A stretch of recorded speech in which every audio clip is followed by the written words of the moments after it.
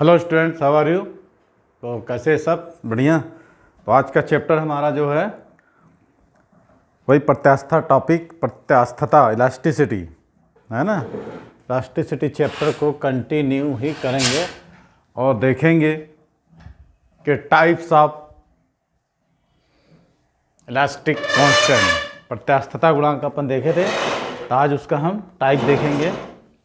Bulk modulus, Young modulus, bulk and modulus of rigidity, और stress और strain में graph देखेंगे। ठीक है, तो welcome to my YouTube channel. My name Rajkumar Teg. You are watching class 11 chapter name elasticity, प्रत्यास्थता, है ना। तो सबसे पहले आप लोगों को ये है कि प्रत्यास्थता ये चैप्टर समझ में आ रहा है कि नहीं। यदि चैप्टर समझ में आ रहा है, अच्छा लग रहा है, तो इसको लाइक और कमेंट तो करना ही पड़ेगा आप लोगों को।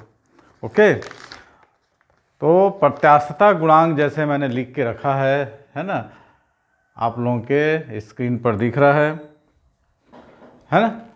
तो कितने टाइप के हैं प्रत्यास्थता गुणांक। प्रत्यास्थता में इलास्टिसिटी समझा भी दिया था। टाइप्स ऑफ इलास्टिक प्रत्यावस्था गुणांक के प्रकार, पहला होता है यंग्स मॉडुलस। यंग मॉडुलस को हम लोग लास्ट टाइम हमको देखे थे, जिसको हम रिप्रेजेंट करने थे किससे, वाई से। दूसरा होता है यंग मॉडुलस, मैंने यंग प्रत्यास्थता गुणांक। दूसरा है बल्क मॉडुलस, मैंने जिसको हम बोलते हैं आयतन प्रत्यास्थता गुणांक। क्या बोलेंगे हम, आयतन प्रत्यास्थता गुणांक। ठीक है, तीसरा है क्या, दृढ़ता गुणांक, जिसको हम मॉडुलस ऑफ रिजिडिटी बोलते हैं। क्या बोलेंगे अपन, मॉडुलस ऑफ रिजिडिटी, है ना। एक मिनट, थोड़ा सा इसको बेंच टेबल, क्या बोलेंगे इसको, मॉडुलस ऑफ रिजिडिटी। तो तीन प्रकार का ये है। पहला है यंग प्रत्यास्थता गुणांक, दूसरा है आयतन प्रत्यास्थता गुणांक, तीसरा है दृढ़ता गुणांक। तो सब में हम किसी को ग्राफिकल मेथड से, किसी को ये बीकर वाले मेथड से, किसी को इस तीनों को इस मेथड से, एग्जाम्पल से था अपन समझेंगे। ठीक है, तो चलिए स्टार्ट करते हैं। सबसे पहला है कौन सा है, यंग प्रत्यास्थता गुणांक। जब किसी वस्तु पर हम विरूपक बल लगाते हैं, है ना। क्या देखे थे लास्ट टाइम हम, अपना टॉपिक खोल के रखो।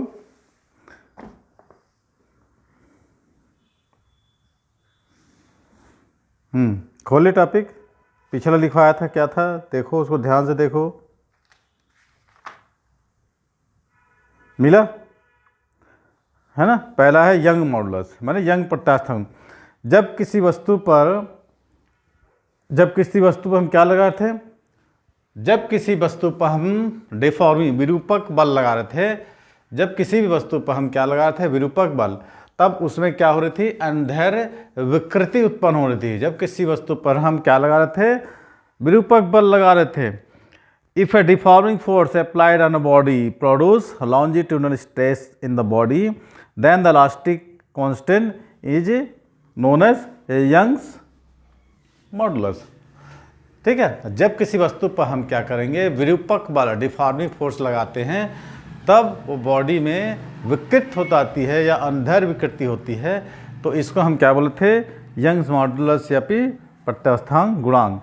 तो इसका डेफिनेशन लिखिए। प्रत्यास्थता की सीमा के अंदर, क्या लिखे थे, प्रत्यास्थता की सीमा के अंतर्गत प्रतिबल और विकृति, क्या होता है, under the condition of limit. प्रत्यास्थता की सीमा के अंतर्गत प्रतिबल और विकृति के अनुपात को हम क्या बोले थे, यंग प्रत्यास्थता गुणांक। Within the limit of elasticity, within the limit of elasticity, the ratio of longitudinal stress to the longitudinal strain is known as Young's modulus of. और किससे डिपेंड करते हैं, बाई। मान लो किसी भी ऑब्जेक्ट का इनिशियल लेंथ हम लिए थे, फिर से समझा दे रहा हूँ यहाँ पर। ठीक है, इनिशियल लेंथ कितना था, L था, और जब उसमें हम क्या क्या डिफॉर्मिंग फोर्स लगा रहे थे, तो फाइनल लेंथ कितना था, ये इनिशियल और ये फाइनल।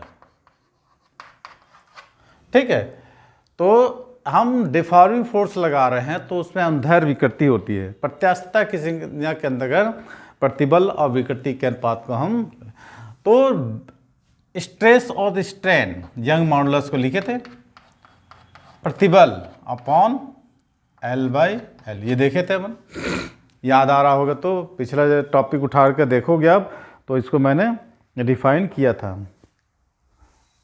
सॉरी लंबाई में परिवर्तन बटे प्रारंभिक लंबाई, change in length upon initial length.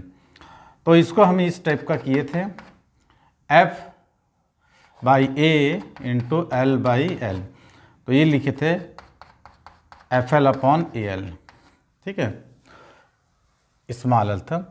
और एफ की वैल्यू हम कितना डाल दिए थे, एम जी, एफ की वैल्यू हमने एम जी डाला था, एल, और ये एरिया ऑफ सिलेंडर।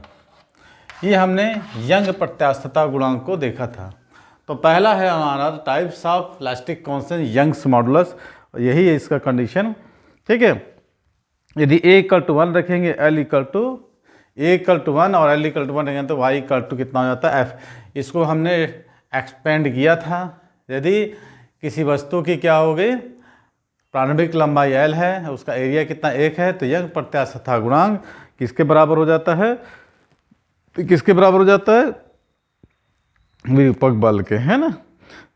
तो ये हमने देखा था, इसका यूनिट और डायमेंशन फार्मूला भी देखा था, ठीक है।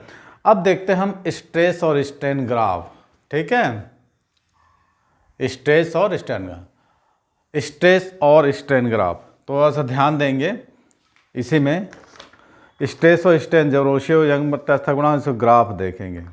इसको हम बोलते हैं प्रतिबल विकृति ग्राफ। क्या बोलेंगे, प्रतिबल विकृति ग्राफ, ओके।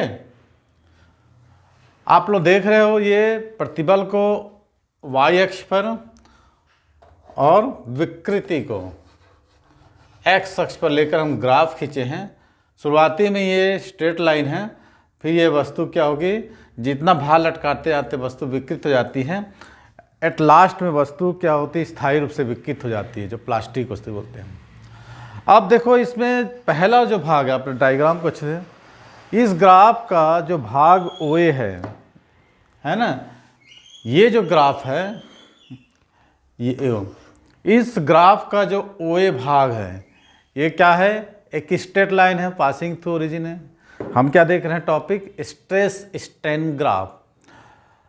तो इसका OA भाग एक सरल रेखा है, क्या रिप्रेजेंट करता है कि प्रतिबल विकृति के अनुक्रमानुपाती होता है ना। OA भाग स्ट्रेट है ना, तो प्रतिबल और विकृति दोनों एक दूसरे के अनुक्रमानुपाती है। ह्यूक्स ने यही नियम दिया था।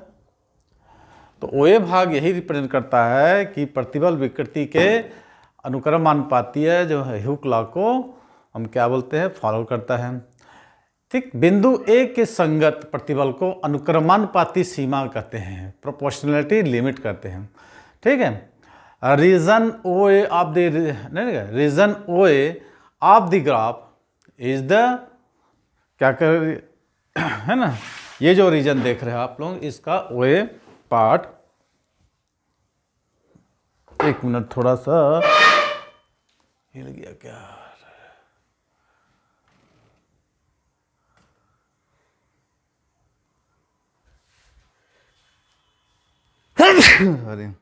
ठीक है। OA भाग सरल रेखा है, जो कि ये प्रूव करता है कि प्रतिबल विकृति के समानुपाती होता है, जो कि हुक का नियम है, ठीक है। Region OA of the graph is क्या कर रहा है, step line, straight line.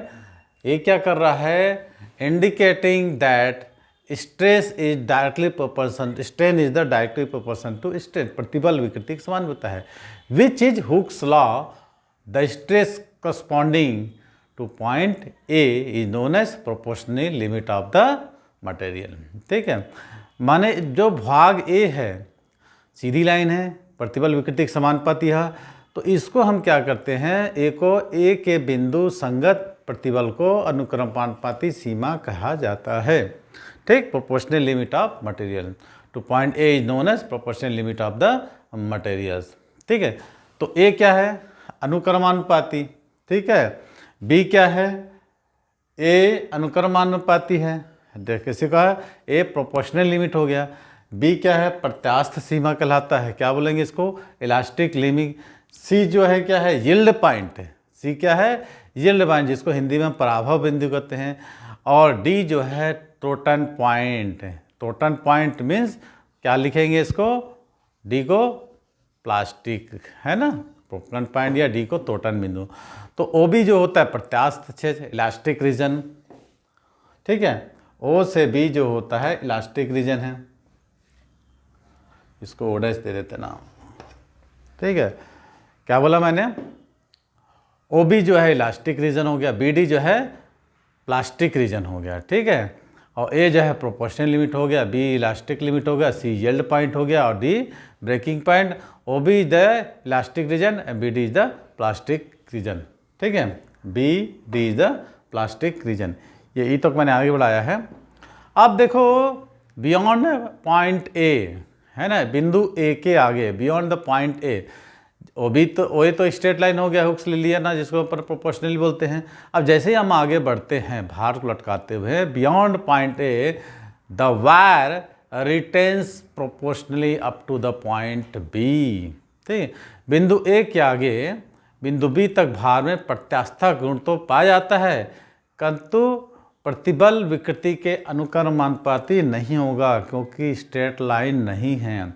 Beyond point A the wire retains proportionally up the point B, but stress is no longer proportional to strain in the uploading of wire start at B, ठीक है, start at B। This is the path BAO, कहाँ है हमारा BAO, ठीक है। ये यहाँ से स्ट्रेट है, यहाँ से स्टार्ट नहीं है। This is the point known B, the stress corresponding to point B is known as elastic limit. क्या बोलेंगे इसको, इलास्टिक लिमिट। क्या लिखे हिंदी में सुनो, बिंदु A के आगे हम है ना, बिंदु B तक भार में प्रत्यास्था गुण तो पाया जाता है, किंतु प्रतिबल जो होता है विकृति के समानुपाती नहीं होता है। और ये A और B के बीच कई भार को हम हटा लिया जाए, O और B के बीच यदि हम भार को हटा लेंगे, ठीक है, तो तार BAO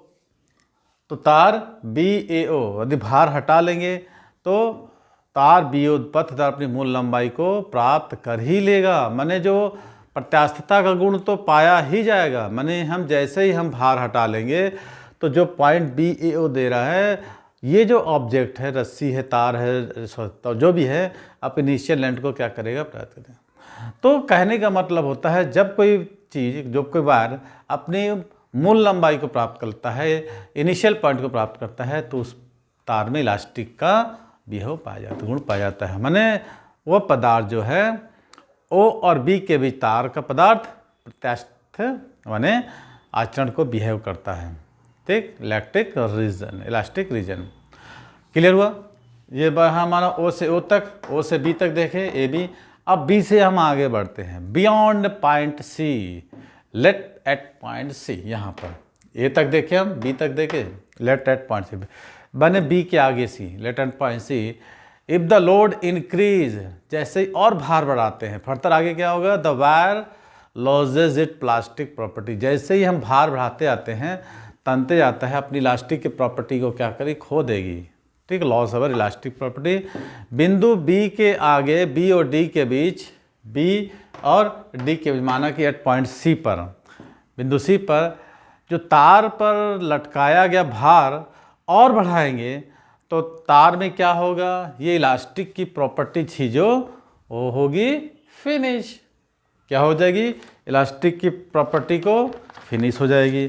अब जैसे ही हम क्या करेंगे, उस भार को हटाते हैं, ठीक है, जैसे हम क्या करेंगे, उस भार को हम हटा देंगे, तब क्या होगा, ये पाथ, ये जो है ना, जैसे हम क्या करेंगे, इस पॉइंट C पर भार को हटा लेंगे।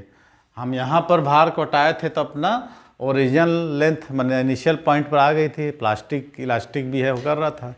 लेकिन जैसे ही हम B के आगे D के बीच C पर करते हैं तो क्या होता है, इलास्टिसिटी का प्रॉपर्टी लॉस हो जाता है ना। और वेट को हम हटाने पर भी ये जो है BAO का अनुसरण नहीं करता है, CBAO, ठीक है, पाथ का ट्रेस नहीं करता है, बल्कि किसका करता है, CO डैश का।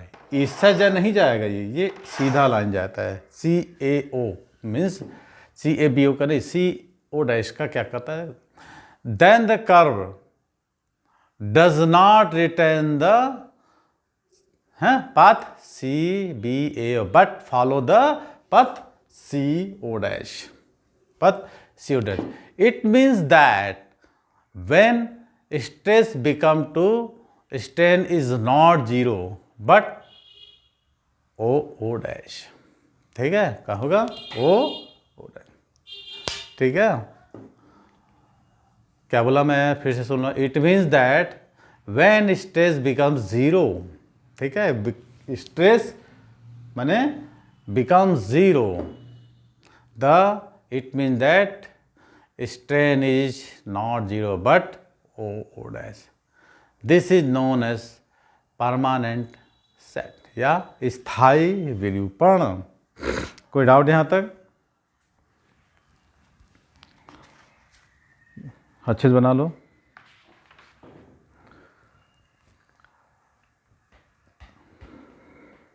आगे चलें, कोई डाउट?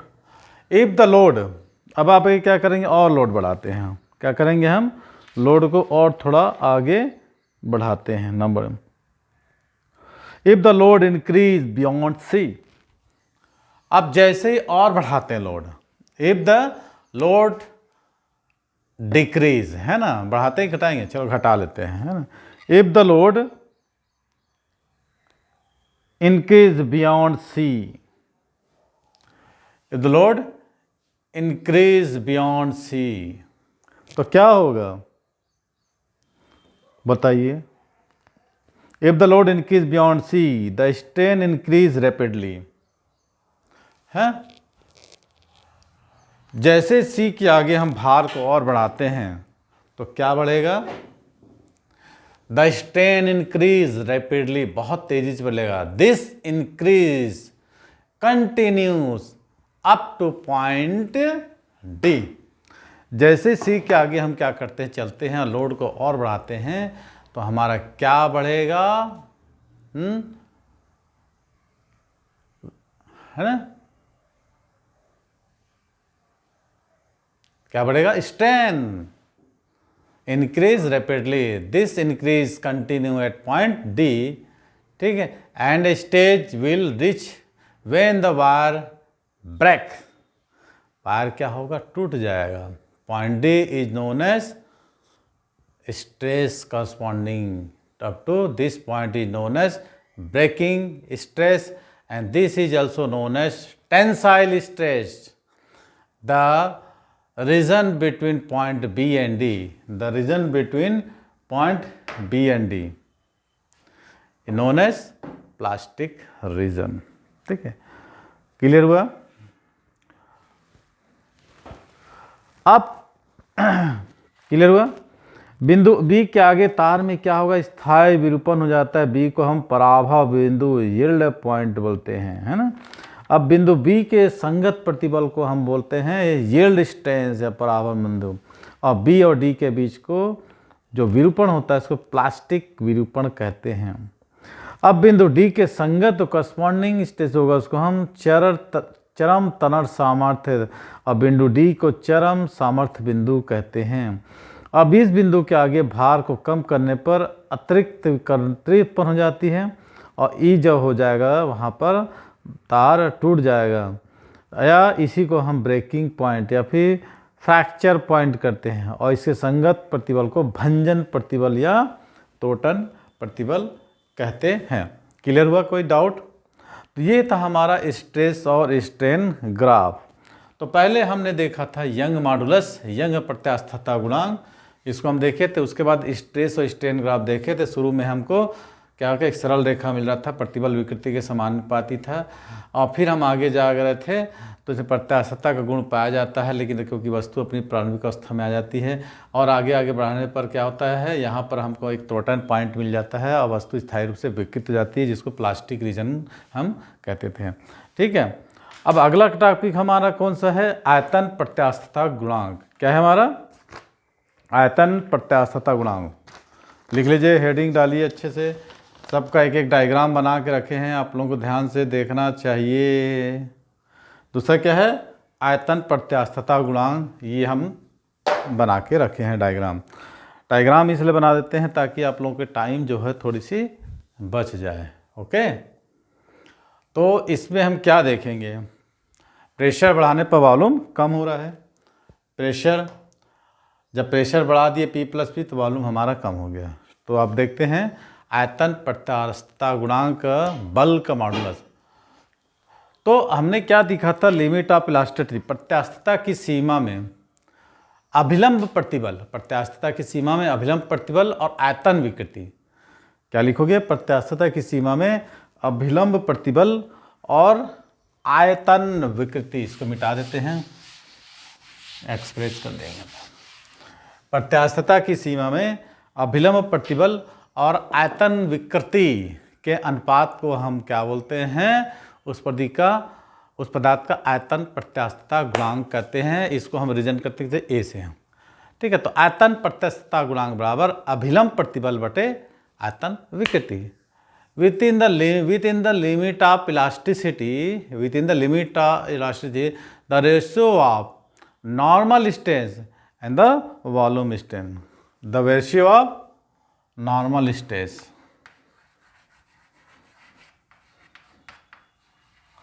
और वॉल्यूम स्ट्रेन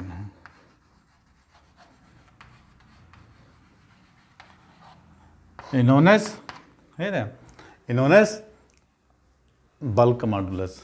ठीक है, क्लियर हुआ। नॉर्मल स्ट्रेस है वॉल्यूम स्ट्रेन बल्क। मान लेते हैं, सपोज कर लेते हैं किसी गैस का प्रारंभिक आयतन इनिशियल वॉल्यूम कितना है, V है, और प्रेशर कितना है, V है। ठीक है, जब हम प्रेशर को कितना इंक्रीज करते हैं, बढ़ा देते हैं, दबा देते हैं, तो इसका वॉल्यूम कितना होता है, घट जाता है, V माइनस V हो जाता है। ठीक, आयतन घटकर कितना, V माइनस V। मैंने दाब बढ़ाने पर हमारा आयतन घटता है ना। द इनिशियल वॉल्यूम कितना होगा, Vn का प्रेशर कितना हो जाएगा, P। If pressure increase from P to P plus P, then the volume will become V minus V। ठीक है, volume decrease when pressure increase. तो अभिलंब प्रतिबल माने normal stress is equal to increase of pressure, है ना। तो P plus P dash plus P minus P equal to P होगा। आयतन विकृति कितना हो जाएगा, आयतन परिवर्तन बटे प्रारंभिक आयतन और volume strain, change in volume upon origin volume. ध्यान दीजिएगा, अभिलंब प्रतिबल बराबर कितना हो जाएगा, दाब में वृद्धि। तो दाब में वृद्धि, नॉर्मल स्ट्रेस कितना हो जाएगा, इंक्रीज इन प्रेशर। तो पहले प्रेशर कितना था, P plus P increase pressure minus pressure, तो P और P कट जाएगा तो स्मॉल P आ जाएगा। ठीक है, उसी प्रकार हम वॉल्यूम स्ट्रेन कर रहे हैं, change in volume upon original volume. Change in volume कितना था, V माइनस V, है ना। पहले प्रेशर कितना देखे अपन, P plus P minus P। ठीक, ये हो गया P, और change in volume V minus V cut जाएगा माइनस V। अब हम दोनों का ratio, normal stress upon volume strain, तो P अपॉन कितना, minus V, P upon minus V। Clear.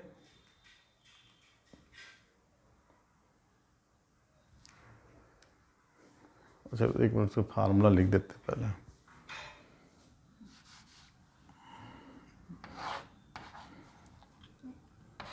तो कितना का, माइनस PV अपॉन V। इसको किससे प्रिंट करते की। ठीक है, ये हो गया। तो bulk modulus equal to normal stress upon volume strain. और वॉल्यूम स्ट्रेन को दिखे थे कैसे अपन, change in volume upon original volume. Volume strain क्या था, चेंज इन वॉल्यूम, तो वॉल्यूम चेंज कितना था, V minus V upon V minus V। तो एक जो इनिशियल वॉल्यूम था कैंसिल हो गया, चेंज इन वॉल्यूम हमको minus V upon initial volume बचा। जब इसको हम फार्मूला में रख दिए तो इसको हम फिर से एक बार लिख के समझा देते हैं। वॉल्यूम स्ट्रेन कैसे, वॉल्यूम स्ट्रेन को हम कैसे लिखेंगे, देखिए जैसे नॉर्मल स्ट्रेस, ठीक है, equal to increase in pressure, increase in, अच्छे समझ लीजिए, प्रेशर। ये क्या था, change in volume upon initial volume. तो ये क्या था, P plus small p minus P, और change in volume V minus V upon capital V। Cut गया, P कट गया, तो हमको क्या बचा है यहाँ पर, K equal to small p upon small v माने V अपॉन कैपिटल V। तो K इक्वल टू आगे minus P V upon V. ठीक है, ये हमारा क्या निकला फार्मूला। अगर निगेटिव साइन आ रहा आपको, ऋणात्मक चिन्ह क्या व्यक्त करता है, that increasing the pressure volume, है ना, increasing the volume of the body decrease, है ना। निगेटिव चिन्ह क्या इंडिकेट कर रहा है, increasing the volume of the body decrease its. ठीक है, देखिए ग्रीन चिन्ह क्या व्यक्त करता है कि दाब बढ़ने पर आयतन में कमी होती है, दाब बढ़ने पर आयतन में कमी होती है। क्लियर हुआ। अब हम देखते हैं कौन सा दूसरा, कंप्रेसिबिलिटी, मॉडुलस ऑफ, अच्छा चलिए इसको मॉडुलस रिजिडिटी थर्ड प्रकार है। इसके पहले हम संपीड़ता देख लेते हैं। क्या देखेंगे, संपीड़ता, इसको हम बोलते हैं क्या, कंप्रेसिबिलिटी। कंप्रेसिबिलिटी, तो कंप्रेसिबिलिटी को दो बार देख लेते हैं, उसके बाद थर्ड टाइप्स होगा मॉडुलस ऑफ रिजिडिटी को हम देखेंगे। तो संपीड़ता, कंप्रेसिबिलिटी क्या होता है, किसी पदार्थ के आयतन प्रत्यास्थता गुणांक के व्युत्क्रम को, आयतन प्रत्यास्थता गुणांक क्या था हमारा, के था, उसका उल्टा हम कर देंगे तो हमको क्या मिल जाएगा, कंप्रेसिबिलिटी। ठीक है, तो कंप्रेसिबिलिटी इक्वल टू 1/k। ठीक है, तो कंप्रेसिबिलिटी क्या हो जाएगा, कंप्रेसिबिलिटी इक्वल टू 1/k, तो इसको उल्टा कर देंगे, माइनस पी वी अपॉन, तो हो जाएगा क्या होगा, v upon minus P we. ये हो गया कंप्रेसिव। ठीक है, तो किसका आपका, जो अभी अपन देखे ना, आयतन प्रत्यास्थता गुणांक को, आयतन प्रत्यास्थता गुणांक माने बल्क मॉडुलस के उल्टा को हम क्या बोलते हैं, इसे हम कंप्रेसिबिलिटी करते हैं। और किससे डिपेंड करते हैं, बी से। अगर मान लो प्रेशर 1 लिख लिए, वॉल्यूम 1 लिखे, तो कंप्रेसिबिलिटी इक्वल टू क्या हो जाएगा, बी के बराबर हो जाएगा। ठीक है, यदि हम किसको किसको 1 ले लेते हैं, किसको किसको 1 लेते हैं, P और V को दोनों को 1 लेते हैं, तो B हो जाएगा किसके, P और V को 1 लेते हैं, तो ये बराबर हो जाएगा P के, है ना। जगह नहीं है, बता देते हैं यहाँ पर, इसको B से रेंट करते हैं, B equal to minus V, क्योंकि P और V को हम क्या किए हैं, 1 ले लिए हैं। तो क्या इसका डेफिनेशन लिखोगे, the change in unit volume of the body, the change in unit volume of body by unit change in pressure is numerically equal to the compressibility of that material. ठीक है, यूनिट क्या निकालोगे, newton, one by newton into metre square. ठीक है, क्या लिखोगे, Newton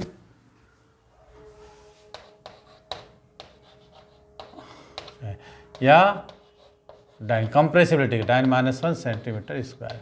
ये किसका, कंप्रेसिबिलिटी, जो कि आयतन प्रत्यास्थता गुणांक का उल्टा होता है। और डायमेंशन फार्मूला कितना निकालोगे इसका, निकाल m-1 L/T-2, ये इसका डायमेंशनल फार्मूला था। अब देखते हैं तीसरा, modulus of rigidity. Modulus of rigidity जिसको हम दृढ़ता गुणांक कहते हैं। ठीक है, ये डायग्राम मैंने बताया है।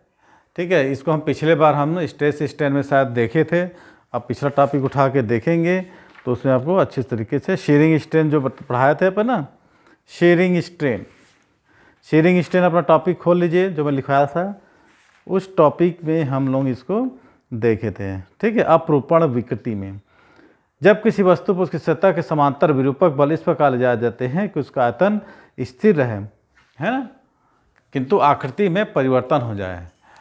ठीक, तो दृढ़ता गुणांक, मॉडुलस ऑफ रिजिडिटी, है ना, प्रत्यास्थता की सीमा के अंतर्गत अपरूपण प्रतिबल और अपरूपण विकृति क्या लिखे, प्रत्यास्थता की सीमा के अंतर्गत अपरूपण प्रतिबल और अपरूपण विकृति के अनुपात को उस पदार्थ का दृढ़ता गुणांक कहते हैं।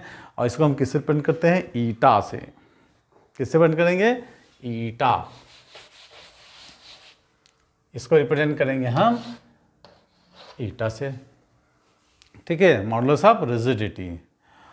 ठीक, तो अपरूपण विकृति अपॉन अपरूपण प्रतिबल बटे अपरूपण विकृति। With in the limit of elasticity the ratio of shearing stress and shearing strain, shearing stress और shearing stress और shearing strain, इन दोनों के रेशियो को हम क्या बोलते हैं, मॉडुलस ऑफ रिजिडिटी। ठीक है, प्रत्यास्थता की सीमा के अंतर्गत अपरूपण विकृति और अपरूपण प्रतिबल के अनुपात को हम क्या बोलते हैं, अपरूपण प्रतिबल और अपरूपण विकृति के अनुपात को हम क्या बोलते हैं, दृढ़ता गुणांक, शीयरिंग स्ट्रेस। ठीक है, तो ये देखिए अपरूपण विकृति और अपरूपण प्रतिबल और अपरूपण विकृति, कोई वस्तु विकृत हो जाती है ना, ये यहाँ पर शीयरिंग स्ट्रेस में देखे थे, और इसको हम रिप्रेजेंट करते हैं ईटा से। तो ईटा इक्वल टू क्या हो जाएगा, eta equal to F by A upon theta. तो eta equal to F upon theta. What is theta, theta is the angle between. ठीक है, इसको रिप्रेजेंट करते हैं। अब मान लो ए इक्वल टू 1 और थीटा इक्वल टू 1 रख देते हैं, ए और थीटा दोनों को 1 रखते हैं, तो ईटा इक्वल टू कितना हो जाएगा, एफ के। ठीक है, ईटा इज द क्या है, मॉडुलस ऑफ रिजिडिटी। तो लगाया गया बल और मॉडुलस रिजिडिटी का न्यूमेरिकली वैल्यू इस बराबर कब होगा, the modulus rigidity is the maintain of the body is numerically equal to the force. क्या लिखोगे, हम देखें कि ए इक्वल टू क्या है, क्षेत्रफल है, और थीटा क्या है, उसका एंगल है। ठीक है, तो जब इन दोनों की वैल्यू यूनिट रख दिए तो मॉडुलस ऑफ रिजिडिटी ये फोर्स के बराबर हो गया। The modulus of rigidity of the material of the body is numerically equal to the force which is produce shear a unit radian, unit में theta equal to 1 and unit area of cross section in the figure. तो theta equal to क्या हो जाएगा, ये theta है ना, ये theta निकाले हम, ए डैश। ये डायग्राम आप लोग अच्छे से देखिए, क्या था, theta equal to A dash upon A B, है ना, ये थीटा इक्वल टू क्या निकलेगा, A dash upon A B. ठीक है, theta equal to A dash upon A B, और ए डैश से अपन किसे प्रिंट करते हैं, एक्स अपॉन एल थीटा। ये क्या होगा, एक्स अपॉन एल। अब इसी की वैल्यू को यहाँ पुट कर देंगे अपन, करें यहाँ पर, किससे प्रिंट करते थे, ईटा इक्वल टू एफ अपॉन ए, और कितना था, एक्स बाई एल। ठीक है, ये एल ऊपर चल जाएगा, तो eta equal to F L upon A X. ये हम लोग क्या निकल रहे हैं, मॉडुलस ऑफ रिजिडिटी। ठीक है, F L upon A x. Clear. तो किसी वस्तु के पदार्थ का दृढ़ता गुणांक उस बल के बराबर होता है, क्या लिखोगे, किसी वस्तु के पदार्थ का दृढ़ता गुणांक उस बल के बराबर होता है जो उस वस्तु के एकांक क्षेत्रफल में एकांक रेडियन का क्या करें, अपरूपण पैदा कर दे, है ना। तो मुझे उम्मीद है कि आप लोगों को ये समझ में आ रहा होगा। थोड़ा सा पढ़ेंगे तो अच्छे समझ में आएगा, नहीं तो कुछ समझ नहीं आएगा। ठीक है,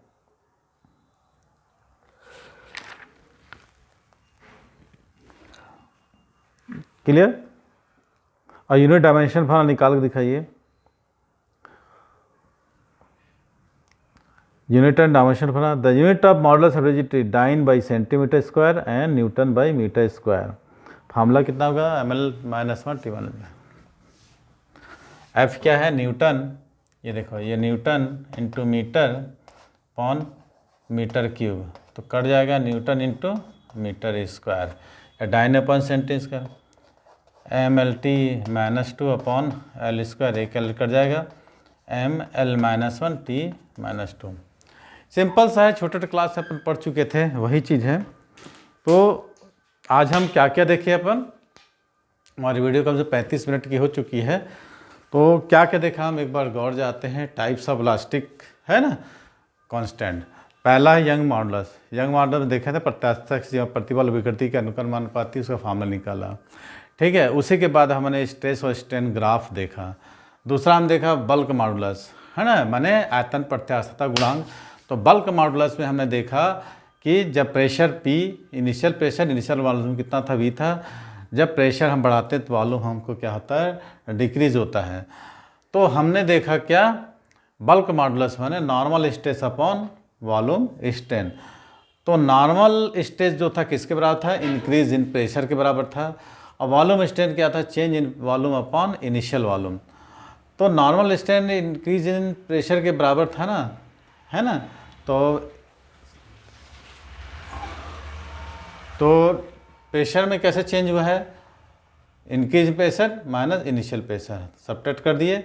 और ये क्या था, change in volume. Change in volume कितना था, वॉल्यूम कम हो रहा था, V माइनस V, ये इनिशियल वॉल्यूम माइनस और प्लस कट गए तो माइनस V आया। तो निगेटिव साइन इंडिकेट क्या करता है, प्रतिबल विकृति क्या होता है, विपरीत होता है, जो भी होता है निकाले थे हम। और इसके बाद हम क्या किए थे, कंप्रेसिबिलिटी देखे थे। तो कंप्रेसिबिलिटी क्या होता था, बल्क मॉडुलस का उल्टा था। तो इसका भी हम डायमेंशन फॉर्मूला स्टेट देखे। चौथा देखें modulus of rigidity. Modulus of rigidity का हमारे पास एग्जाम्पल ये था, दृढ़ता गुणांक, है ना। तो आज का वीडियो बिल्कुल सिंपल था, कोई दिक्कत की बात नहीं थी और बहुत आसान था। तो आयतन प्रस्थता का मान दिए पदार्थ के लिए क्या होता है, कांस्टेंट होता है। इसका मान गैसों के लिए कम, आयतन प्रस्थता का मान जो होता है नियत होता है, गैसों के लिए कम होता है, सबसे कम गैसों के लिए। ठोसों के लिए क्या होगा इसकी वैल्यू, जो सॉलिड के लिए इसका मान सबसे अधिक होता है, ठीक है। इसका क्या कारण है कि गैस में इसका मान कम होता है और ठोस में इसका मान कम ज़्यादा होता है। तो इसका मेन रीजन है इंटरमॉलिक्यूलर फोर्स। क्या है इसका मेन रीजन, इंटरमॉलिक्यूलर फोर्स, है ना। इसका इंटरमॉलिक्यूलर डिस्टेंस को कम करने के लिए गैसों में सबसे कम और लिक्विड में सबसे अधिक और ठोसों में सॉलिड में सबसे अधिक बल लगाना की आवश्यकता होती है। कोई डाउट इसमें। तो अगला टॉपिक हमारा जो होगा कल का, जब भी होगा, पॉइजन रेशियो देखेंगे, इलास्टिक फैटिग प्रत्यान और इलास्टिक आफ्टर इफेक्ट और work done in stretching a wire, elastic potential energy, ये सब हम देखेंगे। और लगभग हमारा चैप्टर जो है फिनिश हो जाएगा, ज़्यादा लंबा नहीं है, ठीक है। तो 2-3 टॉपिक है, कल इसको हम फिनिश कर देंगे। ये हमारा सीरीज नंबर कितना था, 3 था। 2 सीरीज मैंने ऑलरेडी बना दिया है, तीसरा सीरीज था ये। तो वीडियो अच्छी लगे तो लाइक करके शेयर कीजिएगा। तो मिलते हैं अब अगली वीडियो में, तो तब तक के लिए गुड डे।